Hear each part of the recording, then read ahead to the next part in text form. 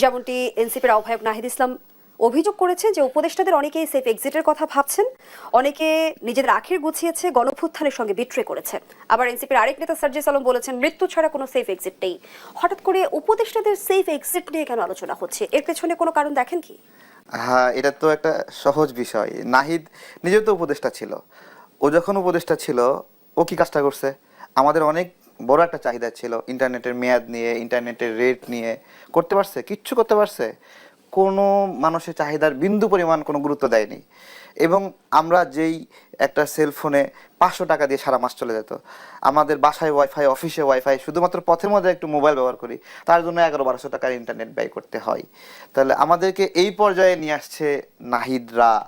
এখন সে নিজে অভিযোগ দিচ্ছে আরেকজনকে যে উপদেষ্টাদের সেফ এক্সিট নিয়ে। মানে সে কি সেফ এক্সিটের বাহিরে? মানে সে কি নিরাপদে থাকবে? এই যে সারা বাংলাদেশে জুলাই গণঅভ্যুত্থান পরবর্তীতে আমাদের সমন্বয়ক ভাইরা ছড়াই পড়লো। আমাদের আন্দোলনের সময় এতগুলো সমন্বয়ক ছিল না, কিন্তু আন্দোলন হয়ে গেল, খালি চারপাশে সমন্বয়ক সমন্বয়ক। মনে হচ্ছিল চায়না তেলাপোকা। চায়না তেলাপোকা বোঝেন তো? আমাদের বাসা বাড়ি ড্রয়ারের ভিতরে চিপাই চাপাই থাকে, একটা মেলে 3টা বের হয়, এরকম সমন্বয়কের সংখ্যা হয়ে গেছে। তো তারা এখন বলতেছে হলো উপদেষ্টাদের সেফ এক্সিট। হ্যাঁ, ভালো, উপদেষ্টাদের সেফ এক্সিট বিষয় তো আছে। যদি কোনো অন্যায় করে, জুলুম করে, প্রতারণা করে, দুর্নীতি করে, তাহলে তাদের সেফ এক্সিটের বিষয় আসবে। কিন্তু নাহিদরাও এর অন্তর্ভুক্ত, নাহিদরাও বাইরে না। সার্জিস কি আর বাইরে নাকি? সার্জিস এতগুলো গাড়ির বহর নিয়ে গেছে, তাহলে ও যাকে সেফ এক্সিটের হুমকি দিচ্ছে, ও তো নিজেও চুরি করছে, তাই না? তো এগুলো হুমকি ধামকি দিচ্ছে। এখন একটা বিষয় আছে, আমরা যখন গ্রামের মধ্যে কোনো জঙ্গলের মধ্যে দিয়ে যাই না, রাস্তাতে জঙ্গলের মধ্যে দিয়ে বাঁশ ঝাড় বা এরকম অন্ধকার, তখন আমরা মানে খুব জোরে জোরে গান গাই, বুঝতে পারছেন?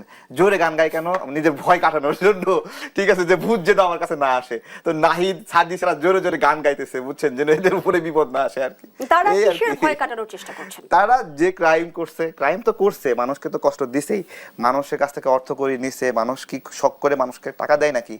কেউ কাউকে বিপদে না ফেললে, হুমকি না দিলে, জিম্মি না করলে, আতঙ্ক সৃষ্টি না করলে, কেউ আওয়ামী লীগ করতো, সে কি সার্জিসকে ভালোবেসে টাকা দেবে?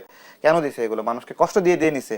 এখন তাদের মাঝে সে আতঙ্ক কাজ করছে। তারা কেউই যেন নীরবে না থাকে। আমাদের এই গণ অভ্যুত্থানে যা যা সৌন্দর্য ছিল, গণ অভ্যুত্থানের সময় একটা ছবি পোস্ট করতে লজ্জা লাগে। যে ছবি যে পোস্ট করব, কি বলবো? বলবে জুলাই বেচে খাই।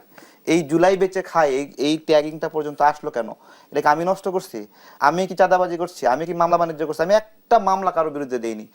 আমি জানি এই মামলাগুলো নিয়ে এরকম হবে। আমি রিমান্ডের শিকার হয়েছি, আমি জুলুমের শিকার হয়েছি, গুম হয়েছি, আমাকে ছাত্রলীগ মেরেছে, আমার 3টা দোকান ভেঙে দিয়েছে, আমার শ্বশুরের প্রায় 1 কোটি টাকার উপরে সম্পদ, দোকান পুরো বুলডোজার দিয়ে মাটির সাথে মিশাই দিছে, তারপর আমি মামলা করিনি। তাহলে জুলাই বেঁচে খেলো কারা? জুলাই বেঁচে খেলো, এই তো এটাই বিষয়, যে একটা পুলিশের গুলিতে মারা গেছে, পুলিশ শুট করছে, তো ওই মহল্লার সকল আওয়ামী লীগ নেতার নামে মামলা দিয়ে দিছে, যাকে পাইছে তাকে দিয়ে দিছে। এটাই তো জুলুমের একটা বিষয়, যে আমাদের উপর জুলুম করছে, আমরা এই অভিযোগ দিছি আজীবন। কিন্তু আমরা তাদের বিরুদ্ধে লড়াই করছি, তাদের মধ্যেও যারা অপরাধী না, সবাই অপরাধী, সবাই তো অপরাধী না। এই আওয়ামী লীগের মধ্যে দান খয়রাত করেনি, মসজিদ বানায়নি, মন্দির বানায়নি, তারপরে জনকল্যাণমূলক কাজ করেনি, ত্রাণ দেয় নাই।